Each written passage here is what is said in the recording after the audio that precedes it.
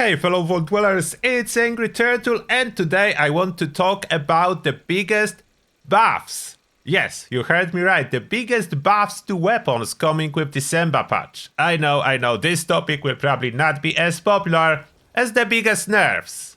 I will most likely do another video what is getting nerfs in December, but today, very optimistic one, the biggest buffs, you want it or not, there is a bunch of weapons that will be way more powerful with the next patch. By default, not even counting ability to install 4-star legendaries, I'm talking what changing with them. And as well, I will be showcasing those weapons with the build, so you'll see nice and high damage on them. Really high sometimes, 2600, and why is that? I will just quickly address that. I heard some comments I should show a default performance of the weapons without the build, without the perks, and so on. Why I don't do that? A quick explanation. Okay, here you can see the damage numbers, the defaults from the patch notes. And by the look of that, are you able to tell which of those weapons are significantly more powerful than other?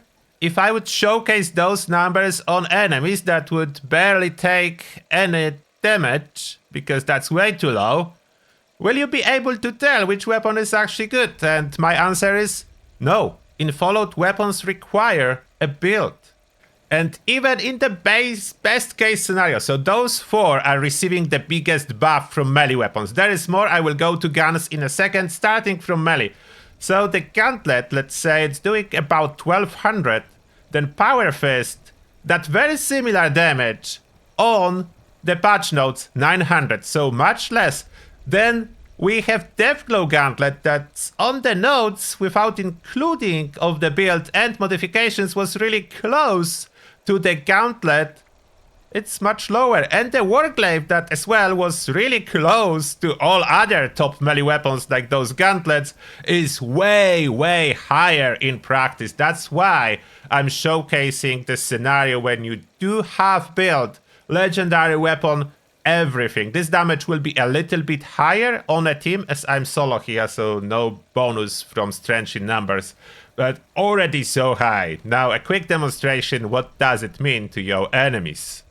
Okay, so we don't want to spend too much time, so we just punch couple level 100 super mutants, no other enemy types. So for the fist, it's 2 quick shots and they down. For the power fist, hit it up.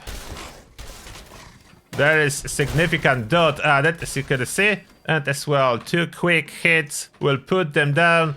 About the Gauntlet, 2 quick hits, but way closer. So if you would be full health, the Gauntlet will fail. Oh, to address the situation, yes, if you are a full health build, you will do a little bit less damage.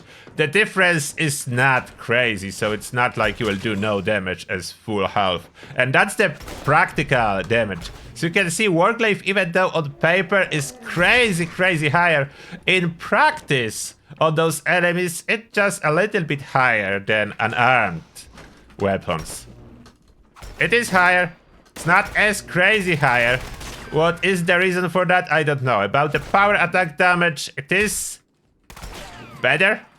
If I get a headshot, even more. And damage can be further boosted with 4-star legendary effects I do not have here. For comparison, the new weapons that are coming in December. So that's the Gauntlet.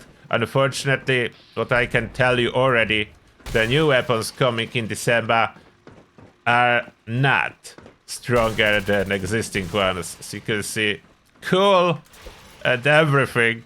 They need a little bit of touch to do better. The stats are really cool, a lot of stuff on it.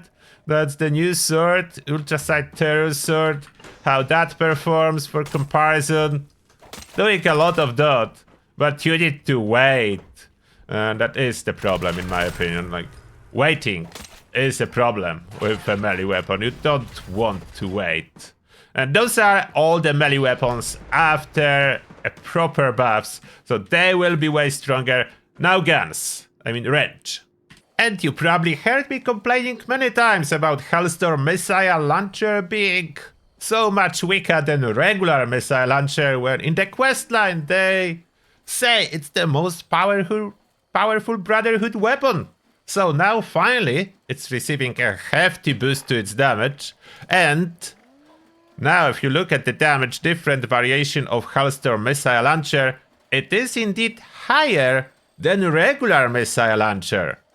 How does it perform? Let's try it.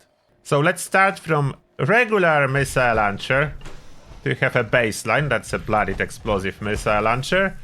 Shooting this super mutant, it's close to being killed with one shot. So super mutant is quite resilient. It's able to take it and survive. Now the basic version of Hellstorm missile launcher, so the standard barrel. Surprisingly, standard barrel is very high impact damage.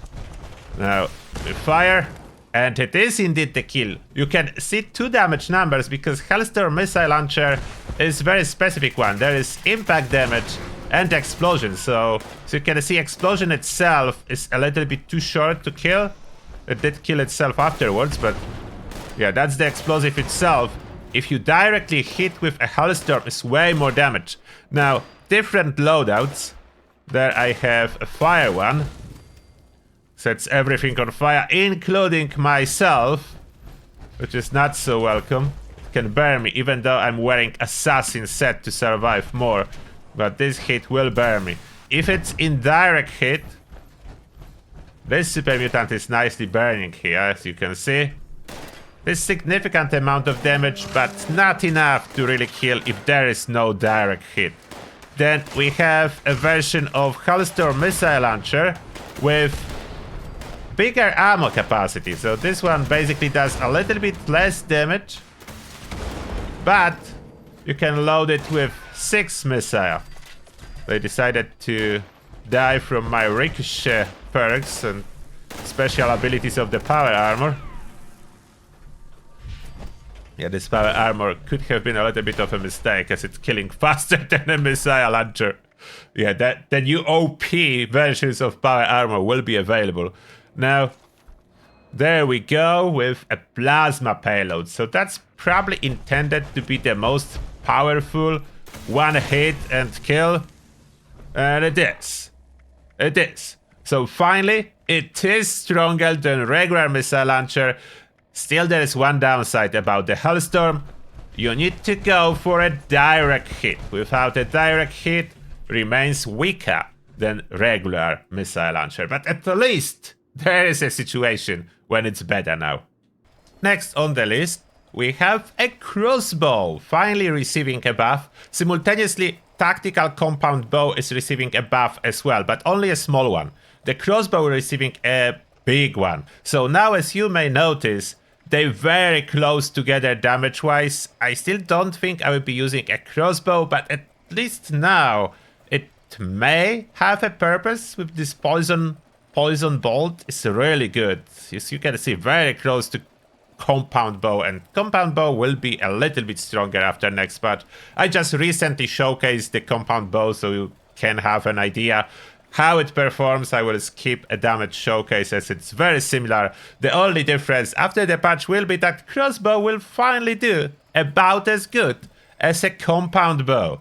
So not so far behind, is getting there. It's big improved.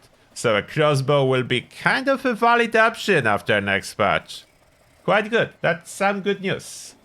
And now a very good news for whoever likes a classic sniper build with a hunting rifle.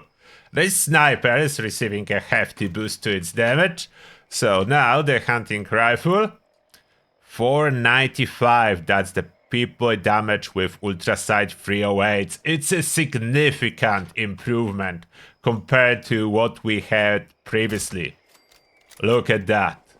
Snipe down level 75 super mutant with a classic sniper hunting rifle that was falling behind a little bit.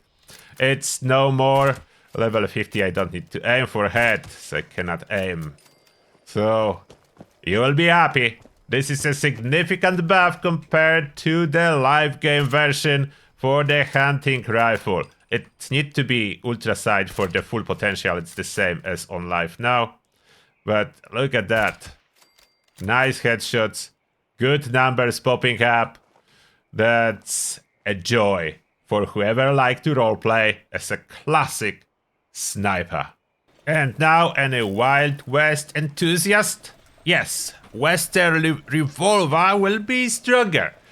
I will still not say it's gonna be #1 weapon for any case scenario, but it will be significantly stronger than it is now, so it would make it way more usable. And here's some performance on those super mutants. It can kick, but you will need criticals to really do more. It's like, it is a hefty improvement compared to live game version, but it's still like Revolver's Bethesda. Revolver's needs more. The boost of almost 50% to its damage. It's not nearly enough. We need something like double the base damage. And finally, last on our list, Gaus shotgun receiving a very hefty boost, as you can already see on the stats page. On the total, over 1100 damage now. Is that enough? Almost one-shotted this guy. Keep firing. With full charge, I can put them down in 2-shot. If I will go for a headshot, it is one indeed. With a headshot. And 1 point for Super Mutant now. So finally the Gaus shotgun is receiving a boost. Is it good enough? It's improved without charging. Like in the past we were able to do very well without charging. Now without charging I can still spam and kill. It's not as good as it used to be before the initial nerf, but it's way better than on live right now, and this is not my lucky weapon. Getting annihilated by those super mutants. But that's the showcase. So all the weapons. The last one, Gaus shotgun. There is more on the list in official patch notes, but a lot of them are very minimalistic fine-tuning adjustment for some of those weapons. So I focus on those that are significantly improved, will be significantly improved with the next patch. What do you think about the changes? Do you like it? As you may notice, those are indeed weapons that underperform on live, so I am for those buffs. Let me know what you think. And that being said, thank you for watching, and see you all in the next one.